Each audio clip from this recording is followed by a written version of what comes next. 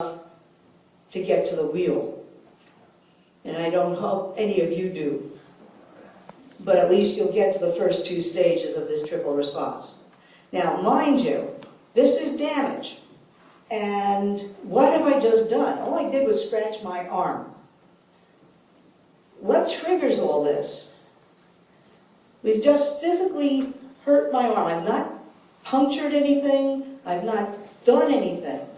But what we've done, actually, is we've caused, by just physical damage to the exterior of the skin, some degranulation of mast cells, physical degranulation of mast cells, which are now going to cause this vasodilation. Because things that the mast cells throw out, like the histamine, like the like some of the prostaglandins, cause vasodilation. I mean, you don't need anything more than that. I mean, that's pretty much all you've got.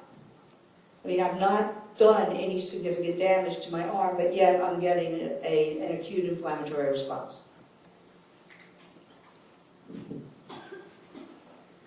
And that's what a wheal looks like. So clearly, I didn't damage my arm enough to get something like that.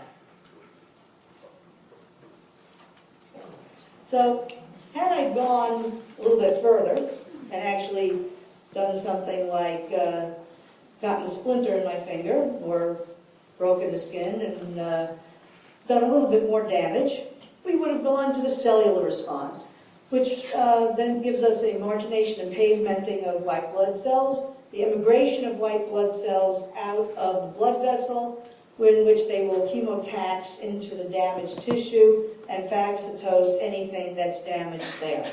Now, be aware, your body is only going to do what it needs to clean up the mess. Now, with the triple response, clearly, I don't need to go to the cellular response. There's not going to be any internal tissue damage to my arm. I'm going to have a little bit of fluid that's going to probably exude there, and then everything's going to close up and everything's going to be hunky-dory. We're not going to get this. This is not going to happen. Your body's not going to go full hog unless it needs to.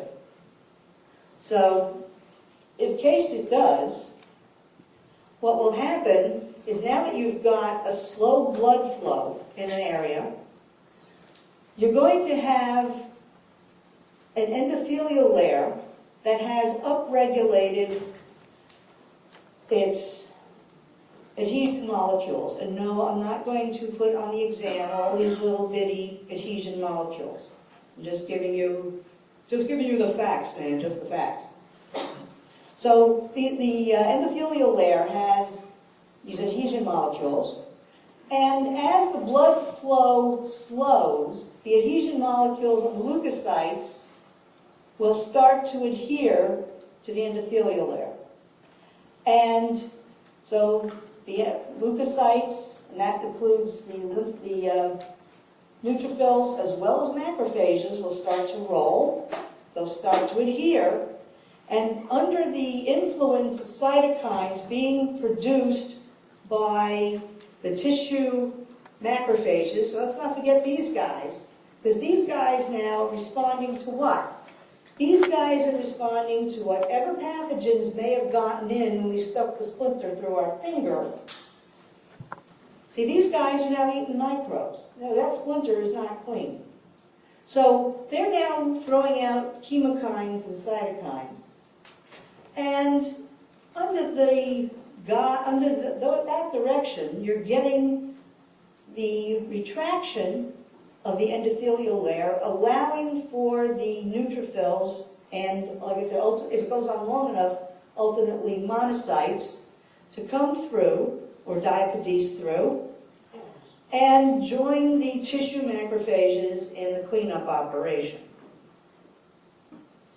So, just so you're aware, like I said, this guy is going to start everything because you've got bacteria under the skin, in the tissues, wherever it is. And, they're going to call in the reserves. All right, we've got things here. I can't handle this myself, so I need your help.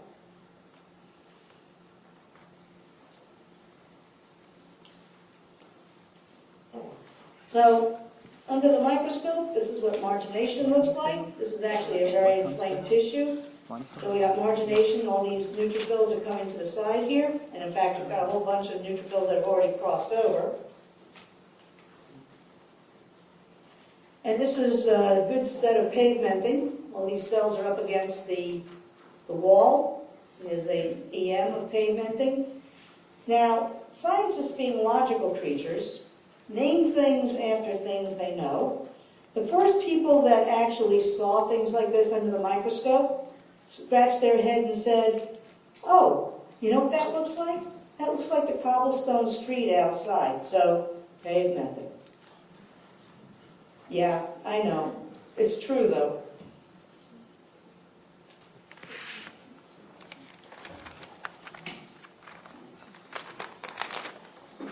So, once they get pavemented, and we know that the endothelial layer will pull away, whoops, neutrophils will start to go through. Here's an endothelial cell here. It's a neutrophil beginning to immigrate through. And they'll start to leave the blood vessel. So this is the interior of the blood vessel here. Here's your endothelial layer. And here's a neutrophil beginning to leave. Here's one in line, and here's a couple who have already left.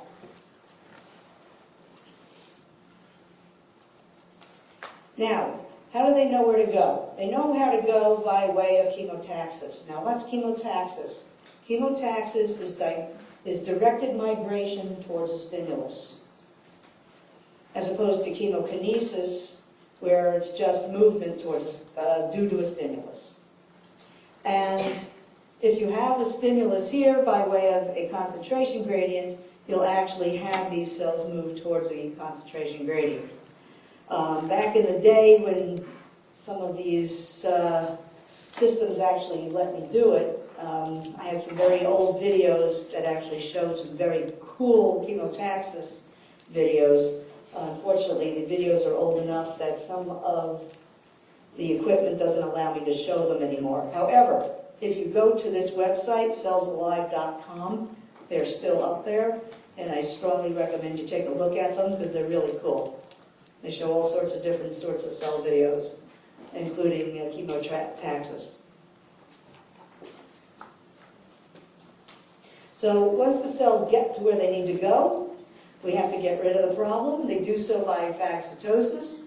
So remember, these cells already have on their surfaces receptors to recognize these pathogens. So by way of these receptors, they will pick these pathogens up. They will make a phagosome with them.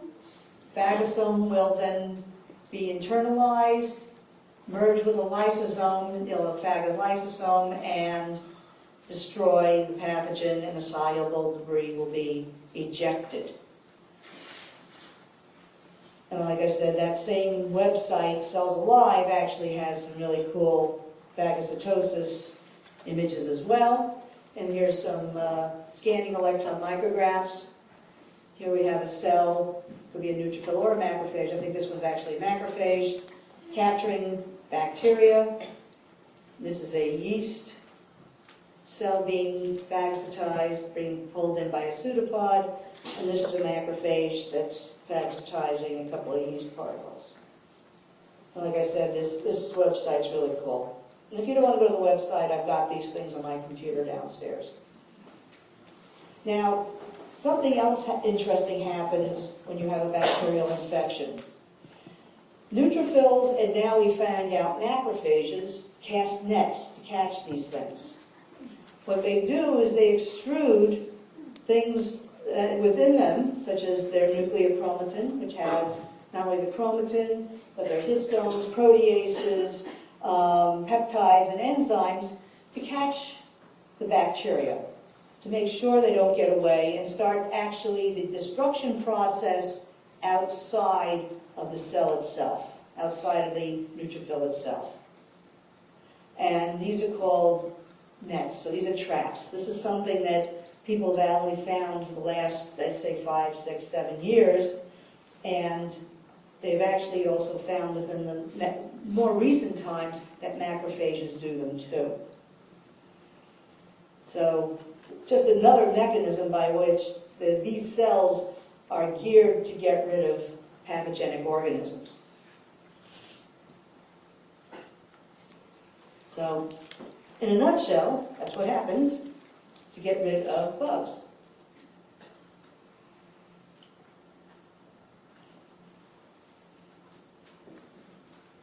I always like that slide. Cool.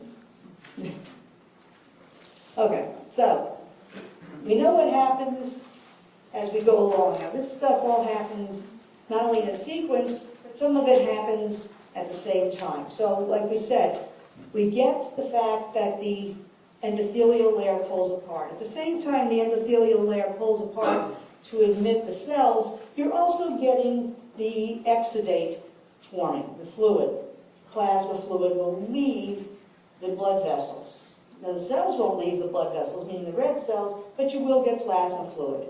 And there are a number of different exudates that will occur during inflammation. Serous exudate is basically plasma. I mean, you're looking at a clear plasma fluid, and most of us have had that. I mean, think of blister. Now, blister is basically a serous exudate. A fibrinous exudate has fibrin in it. Purulent has got pus within it. Hemorrhagic is any one of these other exudates that's got blood in it. Because you cannot have a hemorrhagic exudate in and of itself, because that's called bleeding. And the catarrheal is a special type of exudate. This is the sort of exudate you get when you have, say, a respiratory tract infection. So this is an overproduction, actually, of mucus. So it's considered an exudate because you're dealing with an inflammatory process, but you're looking at a mucoid type of exudate as opposed to a more serous type of exudate. So, just to give you an idea, blister, serous, this is what a fibrinous exudate looks like, all these little fibrin particles in this exudate. And this is a purulent exudate. This is an individual who died of an infection of the pericardial sac. And right in here, you can see this yellowish-green material around the pericardium. And no, I think I was able to spare you the catarrheal exudate. I think you guys may know what that one looks like.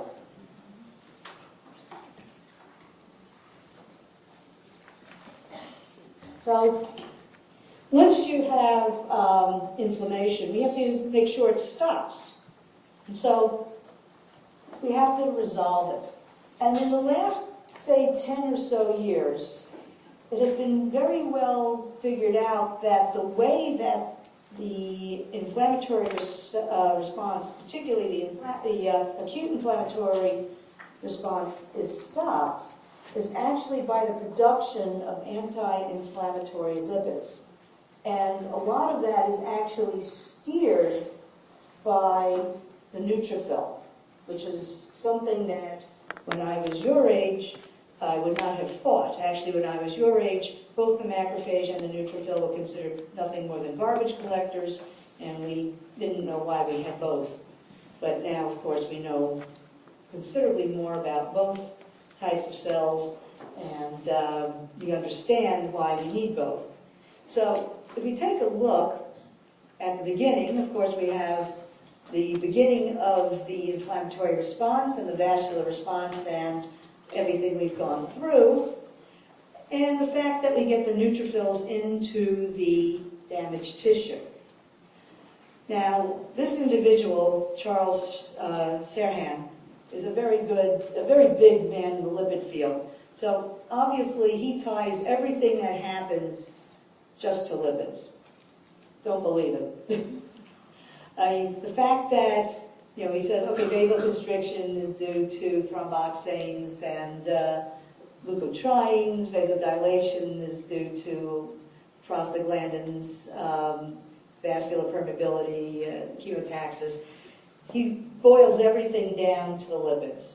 There are proteins involved too. So just keep that in the back of your head when you look at this particular chart. I'm just showing it to you because the resolvins, which are lipids, do play a very big role in shutting down the inflammatory response. But like I said, they're not the only thing that turns things off. There are proteins involved. Now, knowing that, the neutrophils actually do get themselves involved in what we call the lipid mediator class switch. Remember what I said, at the get-go, these cells and others are producing a lot of pro-inflammatory mediators. I said, yes, a lot of proteins, a lot of pro-inflammatory proteins, pro-inflammatory cytokines, and pro-inflammatory lipids. At some point, it becomes obvious to these cells because of what they are picking up by way of lipids and cell debris that there is no longer needed for them to bring in more inflammatory cells. So it is now becoming to the point where they are producing things that are anti-inflammatory. And these things are lipids like lipoxins, like resolvins. These are anti-inflammatory lipids. And we'll bring in some of the anti-inflammatory materials later as well. But these are very, very powerful materials that are made by these cells, by neutrophils, by macrophages, that help shut down the inflammatory response and will actually help resolve the whole inflammatory process. Like I said, if you listen to this gentleman, they're the only things that turn things off. So like I said, don't you believe it? Those of us who do protein chemistry know better. Now, the thing about the resolvins and some of the other lipids in this mix, they also are involved in shutting down chronic inflammatory responses, or they can. They are also involved in wound healing. So these are things that I want you to be aware of. The fact that they are very, very involved in the resolution of the inflammatory process, but like I said, there are anti-inflammatory cytokines that are proteins as well. So when we get to the end of the inflammatory process, whether you're a lipid person or a protein person, we like to have clearance of the stimulus, we want to have clearance of the mediators of the cells, and we want to have normal function. However, that's not always the case. Sometimes it doesn't resolve, and we can perhaps have abscess formation, or we can have chronic inflammatory processes happening. And if these heal incorrectly, we can either go, like I said, remain as a chronic inflammatory response, or we can go into a fibrotic system where you actually do have loss of function within that particular area. So, to give you a for instance, there are certain parts of the body that do not heal normally. If you have myocardial infarct, you lose that part of the heart muscle. That heart muscle will go to a fibrotic area that does not conduct electricity. Your muscles in general do not regenerate. That includes skeletal muscle, that includes smooth muscle. These are not regeneratable materials. Some, on occasions, even some of the regularly regenerable tissues will go into a fibrotic state. So just be aware that not everything that goes to an acute inflammatory state goes back to a normal resolution. We'd like to think it does, but it doesn't always. So if it doesn't, we may end up with chronic inflammatory responses, and this may be due to some persistent antigen. We don't know what that antigen might be. It might be an antigen that likes to live very happily inside of macrophages. There's some bacteria that like to do that. There may be an accumulation of antigen processing cells that are just trying to get rid of some very low level antigen that for some reason cannot be cleared. There may be just an irritant that would cause a chronic inflammatory response. You know, you're walking down the Jersey Shore, you cut yourself on a piece of glass, and you're not overly good at getting all the sand out. You heel over, and now you've got silica stuck in your foot, and that irritant alone can cause a chronic inflammatory response. But you can get tissue destruction just due to that irritant, because what's going to happen is your body's going to try to wall off that irritant. So you're going to get tissue destruction, you can get walling off of that area, and this is usually distinct from acute inflammation. So if you look at a comparison at the initiators, at acute, you're looking predominantly at microbial surfaces and injured tissue. Chronic, it's usually non-digestible organisms, non-degradable foreign matter. Could also be autoimmune reactions will cause chronic inflammatory responses, because these are things, your antigen-antibody reactions are going to be constantly causing inflammation within your body. As far as mediators with the acute inflammatory responses, mast cell products. Remember, I told you, this is mast cell derived. Virtually 100% mast cell derived in my arm. There's nothing else that was going to trigger that. You can have things that are going to be serum-derived, reactive oxygen intermediates, complement's going to be involved. Remember, anything else that might be there, tissue macrophages, dendritic cells are going to be there, lysosomal components, lipid mediators are going to be involved in the acute inflammatory responses. Now, that's not obviously a complete list. We know cytokines and chemokines are going to be involved as well. Otherwise, you're never going to bring in the neutrophils you're going to need from the bloodstream. Now, if you look at chronic, over here you're going to have predominantly T cell and macrophage products, because that is what you're going to have. You're going to have the non-granular leukocytes that are going to be trying to wall off whatever the problem is. You're going to have a lot of cytokines and growth factors here. You're going to have occasionally complement as well as lipid mediators. This is something that's going to be ongoing unless you can break the cycle.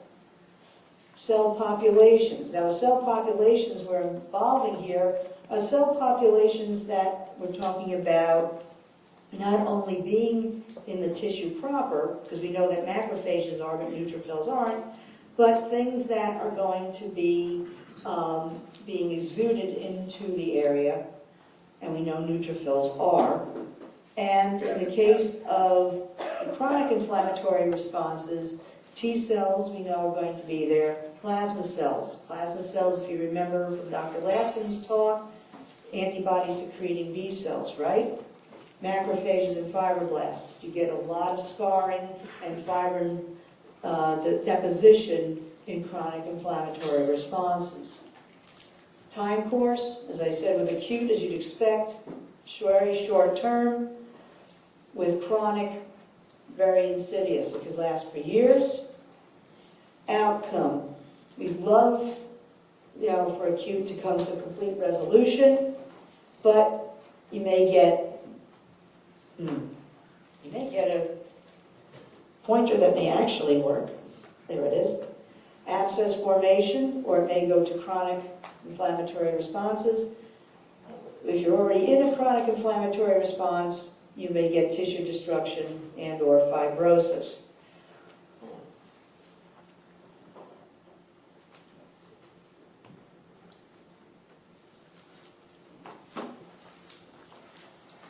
weird pointer. It's like it only works by pointing down. It's not terribly useful. So, when we look at chronic inflammatory events, remember, we have something somewhere in the body that we cannot clear. Be it a poorly degradable antigen, be it some irritant, something is somewhere we can't get rid of. So we are having monocytes come in. We are also having tissue macrophages being involved. And what's happening is these cells are getting activated. Now, what are they being activated by?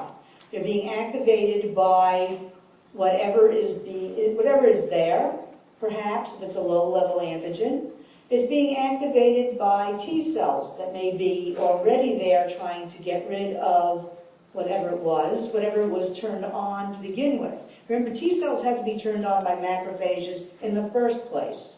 So here you already have a T cell that's been activated by something, whatever that something was. So you have more macrophages coming in because it's responding to chemokines and cytokines being produced by T cells that have already been activated by other macrophages or dendritic cells. And these macrophages themselves are going to be causing tissue injury and fibrosis because they're going to be producing growth factors, toxic oxygen intermediates, arachidonic acid intermediates, nitric oxide, other chemoattractants. But the other thing that happens with these activated macrophages is they now enter into this cycle. So they're going to say, okay, you activated me, so what is activating you? So it's going to look around and try to figure out what it's activating it. It's going to pick up whatever antigen that may be around the area. Remember, these are poorly defined antigens, poorly degraded antigens. We don't know what they're picking up, something they can't clear. So it's presenting antigens back to the T cells. So these T cells now are becoming activated, and they are now putting out inflammatory mediators, reactivating more macrophages, bringing in neutrophils perhaps, reactivating more macrophages and more T cells, and ultimately you can probably stick something out over here to another arrow where you may actually get B cells activated as well. So the T cells that are activated may not only be T helpers, which is the predominant, you may also end up with T killers being activated. So chronic inflammatory responses are pretty nebulous, and they're very difficult to stop. A lot of people will take anti-inflammatory drugs, steroids, just try to damp this down. If they form some sort of space-occupying mass, they may actually have to have surgery to remove the mass. So there's a couple of different major types. There's a nonspecific chronic inflammation where you just have a diffuse accumulation of macrophages and lymphocytes at these areas, where you can have macrophages recruited. Macrophages do and can replicate in situ, as do the lymphocytes. And macrophages also live a very long time in one area. And you have those that can form granulomas. So you've got macrophages and lymphocytes in a mass. And they tend to go around foreign bodies. And they go around things that can be antigenic. Or we can deal with things that cause what we call type 4 hypersensitivity, which we'll discuss next time. But essentially what type 4 hypersensitivity is a T cell allergic reaction. It's driven by T killer cells. So these things can all cause some sort of chronic inflammatory response, which is very difficult to break. So this is diffuse inflammatory, chronic inflammation. It's very hard to figure out what's going on there. A lot of lymphoid cells.